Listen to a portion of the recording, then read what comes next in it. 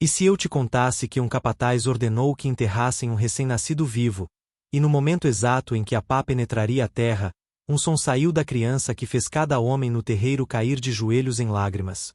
Que aquele som mudou tudo para sempre. Esta é a história real mais impactante que você vai ouvir hoje, e garanto que você vai ficar em choque. Mas antes de começar, me diz, de qual cidade você está assistindo? Comenta aqui. E se você ama histórias que exploram o sagrado, a inocência e o poder transformador, se inscreve no canal e ativa o sininho. Você não vai querer perder isso. Agora, prepare seu coração para a história de Benjamim, do capataz Alcântara, e o choro que parou o tempo. 1873, Fazenda da Barra, interior de Minas Gerais. O capataz Alcântara era um homem de 45 anos que havia construído sua reputação através de obediência absoluta ao senhor da fazenda e crueldade extrema com aqueles sob seu comando. Ele era um homem sem alma aparente, seus olhos eram vazios, suas mãos eram rápidas com o chicote, seu coração era impenetrável. Alcântara havia crescido na pobreza brutal. Aos 10 anos, seu pai o vendera para trabalhar em uma fazenda.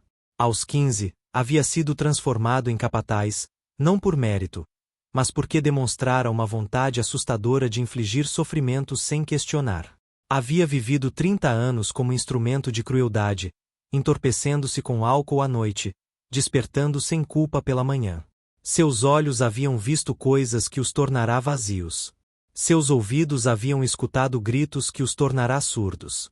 Seu coração havia se endurecido tantas vezes que ele esquecera como se sentia estar vivo genuinamente. Uma mulher escravizada chamada Cecília havia dado à luz um menino perfeito aquela manhã. Era seu quarto filho, os outros 3 haviam morrido ainda bebês, vítimas da fome, da doença, da negligência sistemática que era parte intrínseca do sistema de escravidão.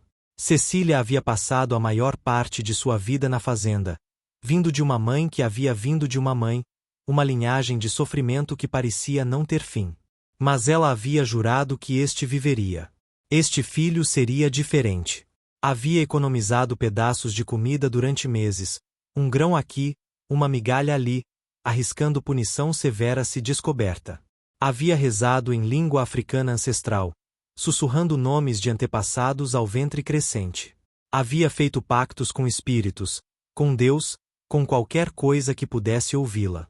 Havia trabalho através da dor do parto sem anestésico, com apenas tia Rosa como assistente, uma mulher tão fraca pela idade que mal conseguia ficar de pé, mas cujas mãos ainda lembravam como trazer vida ao mundo.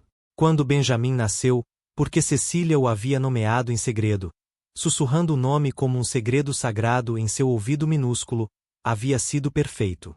Seus dedos pequenos eram completos. Seus pulmões eram fortes. Seu coração batia com regularidade. Pela primeira vez em sua vida, Cecília sentiu esperança genuína. Mas havia um problema que ameaçava destruir aquela esperança instantaneamente. O bebê nasceu pálido. Muito pálido para ser filho de uma mãe como Cecília. Seus traços não eram inteiramente como os de Cecília.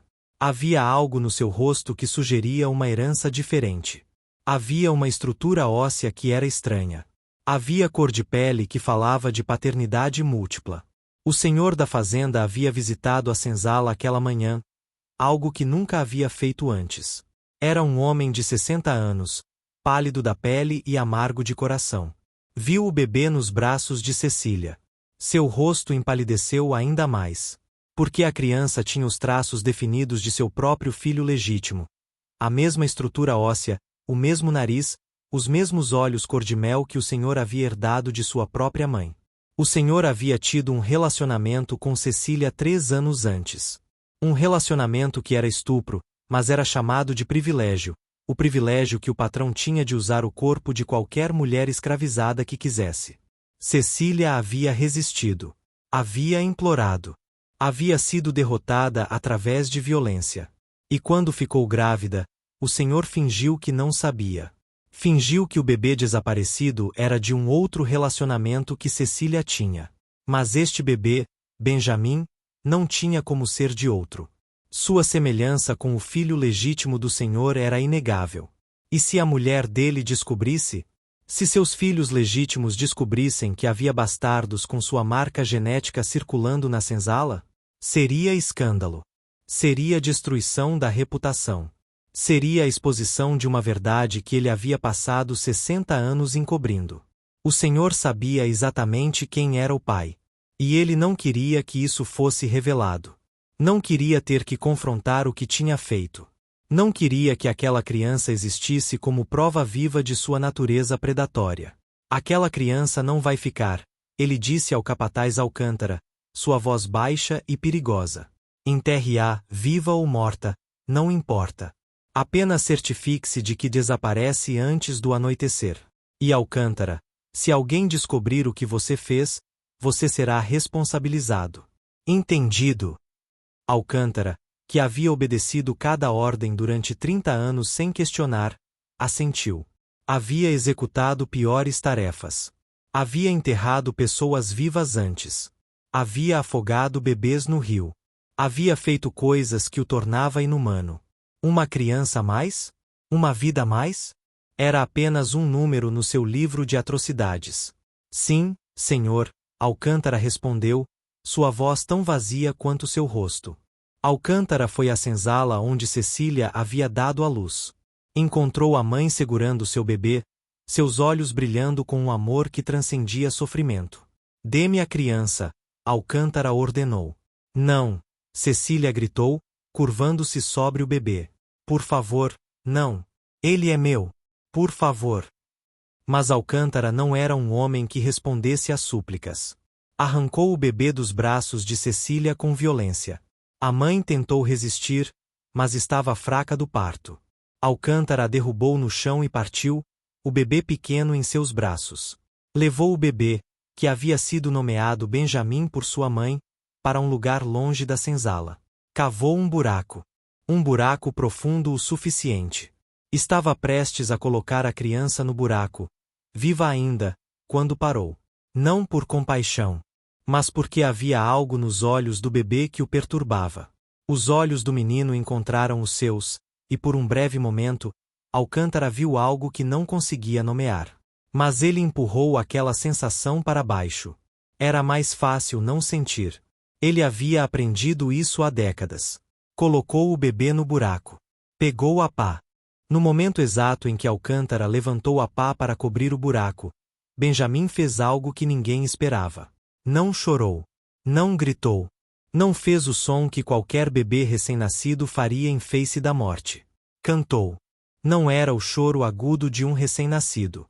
Era uma melodia completa, estruturada, de uma beleza que transcendia a compreensão. Era uma canção em um idioma que parecia vir das profundezas da África, talvez da Etiópia, talvez de terras ainda mais antigas, uma canção sobre despedida e redenção, uma canção sobre almas voltando para casa, uma canção que continha milenar de sofrimento humano transformado em música. Alcântara congelou completamente. Sua mão tremeu. A pá caiu do seu aperto, encontrando a terra com um som abafado. O som era impossível. Um bebê de horas de vida não podia fazer som daquele tipo. Um bebê recém-nascido não tinha desenvolvido suficientemente os pulmões, a garganta, o diafragma para produzir notas musicais estruturadas. Um bebê não podia modular sua voz dessa forma. Um bebê não podia expressar emoção com tamanha complexidade, com tamanha profundidade, com tamanha compreensão de morte e significado. Mas estava acontecendo. Estava realmente acontecendo na fazenda da Barra, naquela tarde de março de 1873, naquele buraco onde morte deveria estar acontecendo, mas onde alguma coisa muito maior estava se manifestando. Conforme a canção continuava, a voz do bebê não apenas permanecia forte, ela crescia. Ganhava poder. Preenchia todo o ar ao redor do buraco. Era como se não fosse apenas a voz de um recém-nascido, mas como se toda a história de seu povo estivesse falando através dele. Como se seus ancestrais fossem atravessando aquele bebê minúsculo para fazer ouvir uma verdade que não podia ser negada. Outros na fazenda ouviram. Homens que estavam trabalhando nos campos pararam seus trabalhos e se viraram para olhar. Mulheres que estavam dentro da senzala emergiram para o ar quente. Crianças saíram de onde estavam brincando. Até os os cavalos, as vacas, os cães, pararam e se viraram na direção do som. Havia 200 pessoas que ouviram aquela canção. 200 pessoas na fazenda da Barra naquele dia. E cada uma delas, durante o resto de suas vidas, nunca esqueceria aquele som. Porque aquele som era sagrado. Aquele som era a voz de algo além da compreensão humana. Era como se o próprio universo estivesse cantando através da garganta de uma criança. Era como se Deus, ou a força que governa a vida e a morte, qualquer que seja o nome, estivesse dizendo não. Dizendo que aquela morte não seria permitida. Alcântara se encontrou caindo em seus joelhos sem saber como havia chegado ali. Seu corpo inteiro tremava. Lágrimas, verdadeiras lágrimas, as primeiras que havia derramado em 30 anos, escorriam pelo seu rosto. Seu corpo, que havia sido marcado por tanta crueldade, era agora marcado por remorso puro. A canção continuava. Benjamin, este bebê impossível, continuava seu canto. E conforme cantava, Alcântara podia sentir algo mudando dentro dele. Era como se cada nota tocasse uma parte de sua alma que ele havia pensado estar morta. Era como se aquele som estivesse se infiltrando através de seus muros emocionais, arrombando as portas que havia tranque durante 30 anos. Alcântara pensou em seu próprio filho, um menino que havia tido com uma mulher que havia saído de sua vida. Um menino que ele nunca havia reconhecido, que ele nunca havia cuidado. Um menino que provavelmente havia crescido odiando seu próprio pai. Alcântara havia escolhido criar morte em vez de criar vida. Havia escolhido destruir em vez de construir. E naquele momento, naquele buraco sagrado, enquanto um bebê cantava a canção da redenção, Alcântara finalmente entendia o preço do que havia feito. Cecília, ainda fraca no chão da senzala a centenas de metros de distância, ouviu a voz de seu filho. E soube, com uma certeza que ia além da compreensão racional. Soube que ele estava vivo. Soube que aquele som era a assinatura de seu filho. Soube que algo extraordinário estava acontecendo. A dor do parto ainda queimava suas conchas. O sangue ainda escorria de seu corpo. Mas ela se levantou. Levantou-se do chão onde havia sido deixada e correu. Correu na direção do som. Seus pulmões estavam fracos. Suas pernas estavam fracas. Mas sua alma a impulsionava. A canção de seu filho a chamava. Quando a canção finalmente parou, houve um silêncio. Um silêncio tão profundo, tão absoluto, que parecia que o mundo inteiro havia parado de respirar. O silêncio durou por minutos, embora parecesse horas. Era como se o tempo tivesse literalmente congelado, esperando ver o que aconteceria em seguida. Esperando ver se a morte levaria aquele bebê, ou se a vida o reclamaria de volta. O senhor da fazenda, quando descobriu que Alcântara havia desobedecido sua ordem, estava furioso. Mas Alcântara já havia partido.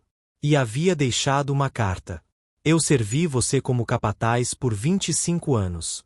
Cometi atos que pedirão perdão eterno. Mas hoje recebi graça. Um bebê cantou para mim a canção da redenção. E eu escutei. Nunca mais vou executar ordens que envolvam morte. Nunca mais vou ser instrumento de sofrimento. Estou indo embora. Vou passar o resto de minha vida tentando reparar o dano que causei. Se Deus me permite, morrerei um homem melhor do que vivi. O Senhor o chamou de louco. Disse que Alcântara havia ficado doente da cabeça. Mas a história se espalhava. Sobre o bebê que cantou. Sobre o capataz que chorou. Sobre a transformação impossível de um homem. Alcântara passou seus últimos 12 anos como um homem transformado. Ele trabalhou em escolas para crianças pobres. Trabalhou em hospitais ajudando os doentes. Trabalhou onde quer que pudesse servir, sem ganho pessoal, apenas buscando compensar os anos em que havia causado dano. Nunca mais levantou a mão contra alguém. Nunca mais gritou em raiva. Era como se aquele som que o bebê havia cantado tivesse limpado sua alma de toda a escuridão. As pessoas que o conheceram nesse período descreviam-no como um homem em paz. Um homem que havia encontrado redenção não através do esquecimento do passado, mas através de dedicação ao serviço. Como você vive com tudo o que fez? perguntava uma mulher que trabalhava com ele em um hospital. Não vivo com isso, Alcântara responderia. Vivo apesar disso. Vivo contra aquilo que fui. Cada dia que consigo oferecer compaixão em vez de crueldade é um dia que equilibra um pouco a balança. Cecília, que havia quase perdido seu filho, cuidou dele com fúria protegida. Benjamin cresceu diferente de outras crianças. Havia algo sereno sobre ele. Havia algo que sugeria sabedoria além de seus anos. Quando tinha 5 anos, já podia ler. Quando tinha 10, já ensinava a outras crianças. Quando tinha 15, havia memorizado a Bíblia inteira. Mas o que mais impressionava as pessoas era sua compaixão. Benjamin tinha um dom de ver aqueles que sofriam e de ofertar conforto. Era como se carregasse dentro de si uma lembrança daquele momento, quando estava à beira da morte e havia escolhido cantar. Por que você não odeia aqueles que tentaram tirar sua vida? Perguntavam as pessoas. Porque ódio me prenderia ao chão, Benjamin responderia. E minha alma quer voar. Cecília via em seu filho uma prova de que nem todo sofrimento era em vão. Que às vezes, através de morte quase certa, uma vida extraordinária nascia. Aos 80 anos, Benjamin recebeu uma visita que havia estado esperando por uma vida inteira, embora não soubesse. Alcântara tinha agora 93 anos. Seu corpo havia envelhecido dramaticamente nos 80 anos desde aquele dia no buraco. Havia cabelos brancos como neve. Havia rugas profundas que contavam a história de cada luta, cada redenção, cada transformação. Mas seus olhos que uma vez haviam sido vazios e cruéis, agora brilhavam com uma luz suave que sugeria paz genuína. Ele havia viajado durante meses para estar ali. Com seus joelhos fracos. Com seu coração fraco. Com cada centímetro de sua alma querendo fazer esse encontro. Os dois homens se olharam, um que havia começado sua vida como vítima e que havia crescido para oferecer redenção, outro que havia começado sua vida como perpetrador e que havia passado 80 anos tentando consertar o inconcebível. Eu sou o capataz, Alcântara sussurrou, sua voz fraca com idade e emoção. Ele não conseguia dizer mais. Não conseguia suportar dizer aquele capataz, ou o homem que tentou enterrá-lo. As palavras eram demais pesadas. Eu sou Benjamin, respondeu o homem que havia sido quase enterrado vivo. E havia reconhecimento em sua voz. Havia compaixão. Havia a aceitação de alguém que entendia que cada pessoa carrega o peso de suas próprias ações e de suas próprias jornadas de transformação. Os dois homens tinham crescido juntos de uma forma, conectados através de um momento que havia definido a vida de ambos para sempre. Alcântara havia passado 80 anos em pública desconhecido, mas pessoalmente conhecedor de cada dia em que havia escolhido servir em vez de dominar, tinha escolhido amar em vez de odiar. Benjamin havia passado 80 anos em pública a conhecer, mas com uma verdade privada, havia carregado, o tempo todo, aquele bebê especial dentro dele. Havia carregado consigo a memória de ser quase morto. Havia carregado consigo a lembrança daquela voz, sua própria voz naquele dia, que havia transformado um homem. Você me perdoa? Alcântara perguntou, seu rosto pálido com esperança e medo intensos. Esta era a pergunta que havia o atormentado por 80 anos. Esta era a resposta que havia sustenado sua transformação, não a certeza de que havia sido perdoado, mas a esperança de que um dia poderia ser. Há muito tempo, Benjamin respondeu, com uma suavidade que sugeriu que ele realmente o havia. No momento em que você me tirou daquele buraco. Nós dois renascemos naquele dia. Você do seu próprio escuro. E eu da morte. Alcântara caiu de joelhos novamente, exatamente como havia feito 80 anos antes naquele buraco sagrado. Seu corpo, já fraco, desabou como uma folha caída. E o homem que havia sobrevivido à morte, que havia passado 80 anos como símbolo de esperança, abraçou o homem que havia tentado causá-la, o homem que havia entrado no seu próprio inferno interno e havia emergido transformado. Nós dois fomos resgatados naquele dia, Benjamin sussurrou, suas mãos reconfortando as costas fraco de um homem muito velho. Você foi resgatado de sua própria escuridão. E eu fui resgatado para viver. E passamos 80 anos provando que redenção é real. Que transformação é verdadeira! Que nem mesmo os piores atos condenam-nos eternamente se escolhemos mudar. Alcântara chorou. Aqueles choros que tinha começado apenas 80 anos antes quando havia ouvido aquela canção impossível. Ele chorava por todos os anos desperdiçados antes daquela transformação. Ele chorava por todas as vidas que havia destruído e que ele não podia recuperar. Ele chorava pela graça extraordinária de ter recebido uma segunda chance através da canção de um bebê. Ficaram juntos durante aquele dia e toda a noite. Conversaram sobre tudo, sobre dor, sobre redenção, sobre a natureza do perdão. Benjamim contou a Alcântara sobre as crianças que havia educado.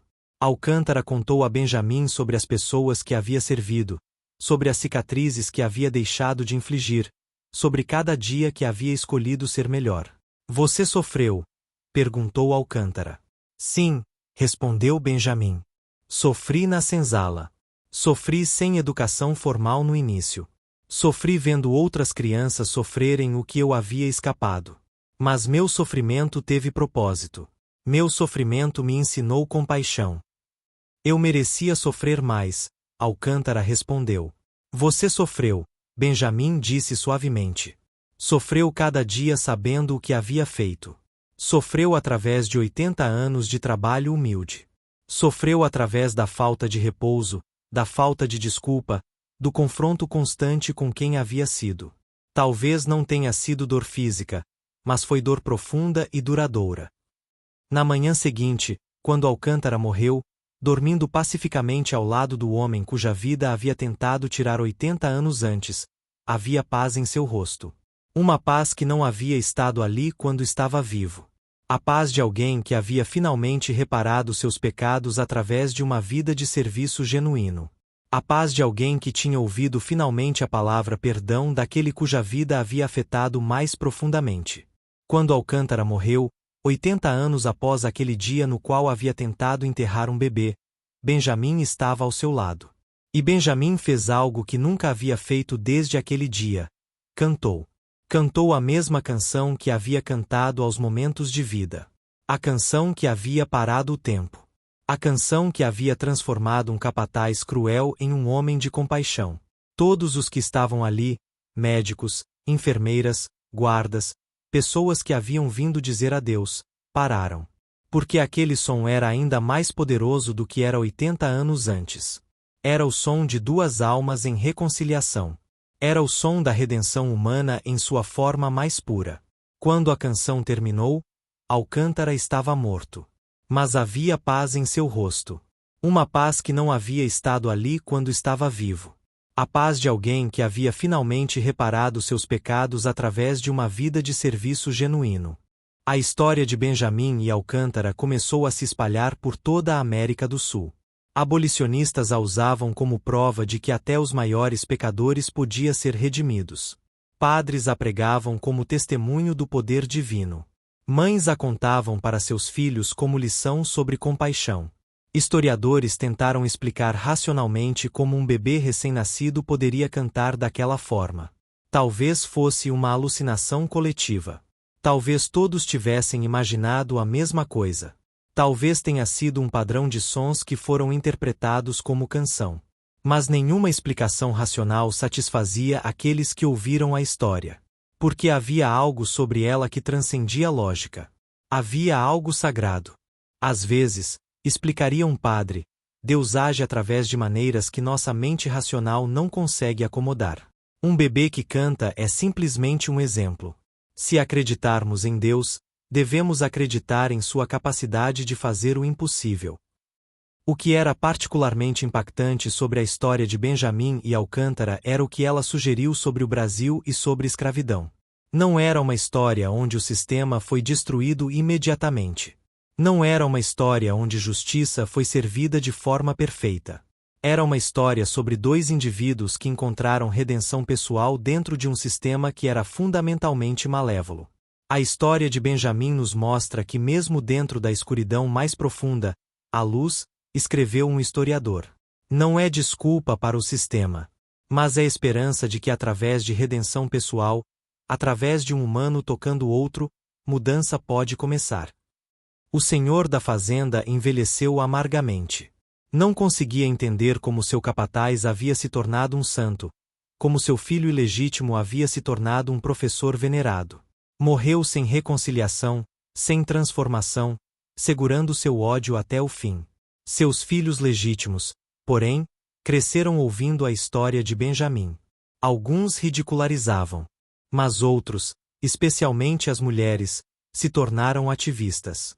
Tornaram-se abolicionistas.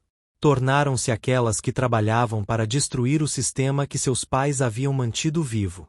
Há um lugar em Minas Gerais onde o buraco foi preservado. Não como um monumento ao horror, mas como um testemunho de milagre. Peregrinos vêm ali e contam a história para seus filhos. Rezam, choram, deixam oferendas. Porque algo sobre aquele lugar ainda parece sagrado.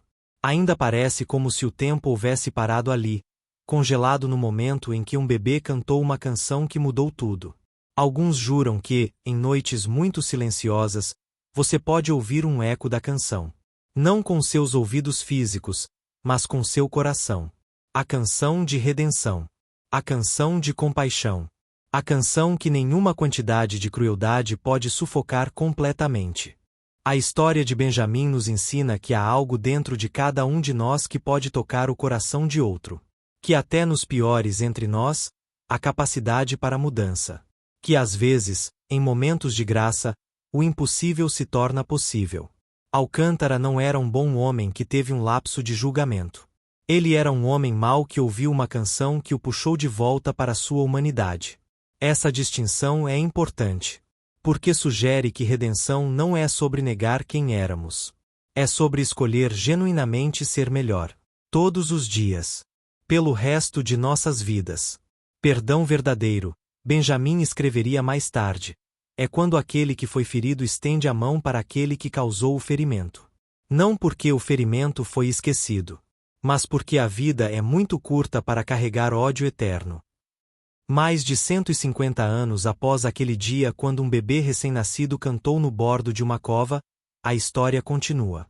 E há algo profundo sobre como aquele som parou o tempo. Como aquela canção transformou um homem completamente. Como um único momento de compaixão, quando Alcântara tirou o bebê do buraco, começou uma reação em cadeia que tocaria centenas de vidas. Quando você ouve esta história, quando você deixa ela penetrar seu coração, você compreende que há um som dentro de cada um de nós. Um som de redenção. Um som de esperança. Um som que, se for escutado verdadeiramente, pode parar o tempo e transformar tudo. Benjamim nunca mais cantou aquela canção específica. Mas toda a sua vida foi uma continuação dela. Cada ato de compaixão era uma nota. Cada vida que tocou era uma harmonia. E o resultado era uma sinfonia de transformação que continua ressoando hoje. E Alcântara passou 80 anos em silêncio, mas em silêncio significativo. Um silêncio preenchido com serviço. Um silêncio preenchido com reparação. Um silêncio que gritava mais alto que qualquer palavra. Quando você está tentado a dizer que redenção não é possível, que uma vida ruim sempre permanece ruim, que algumas pessoas são simplesmente perdidas, lembre-se de Alcântara. Lembre-se do capataz que ouviu uma canção e a deixou transformá-lo completamente. E quando você está tentado a dizer que sofrimento sem sentido, que injustiça não tem propósito, que às vezes a morte é apenas morte, lembre-se de Benjamim. Lembre-se do bebê que deveria ter morrido, mas que escolheu cantar em vez disso. Porque às vezes, o som de esperança é o suficiente para mudar tudo. E às vezes, naquele silêncio que segue aquele som, o tempo realmente parar. E nós somos dados outra chance. Para ser melhor. Para amar mais profundamente. Para viver com verdadeiro significado. Essa é a história do som que parou o tempo. E esse som, de uma forma ou de outra, continua ecoando em cada coração que escolhe transformação sobre destruição, compaixão sobre crueldade, vida sobre morte.